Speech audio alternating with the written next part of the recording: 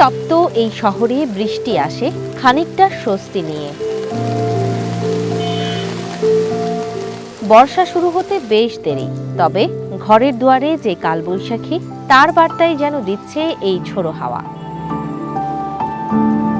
প্রকৃতির এমন রূপ নগর জীবনকেও করে তোলে কাব্যময়। তবে আজকের এই বৃষ্টি স্বস্তির পাশাপাশি অনেকটাই যেন কপালে ভাঁজ পড়ার মতো চিন্তারও। ভবিষ্যৎ হোক নিরাপদ, বিনিয়োগ হোক বিশ্বস্ত, আর আমার পছন্দ সল্ট বে।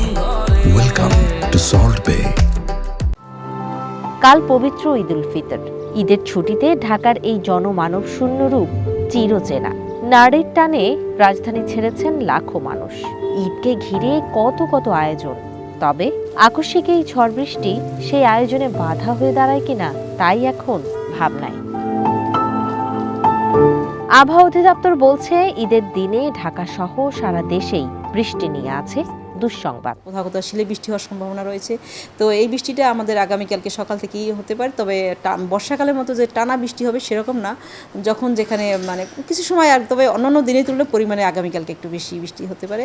বৃষ্টি থাকলেও তার সাথে নিয়ে ঈদ উদযাপনের পরামর্শ এই আবহাওয়াবিদের। 21 তারিখে বৃষ্টি হওয়ার সম্ভাবনা রয়েছে, সেই অনুযায়ী যদি আমরা সেভাবে সিদ্ধান্ত নেই, বর্ষাকালেও তো আমরা ঈদ করেছি, তো আমরা সেভাবে আমরা ভালোর দিকে যদি আমরা যাই, তাহলে আমরা ঈদকে বর্ষাকে স্বাগত জানিয়ে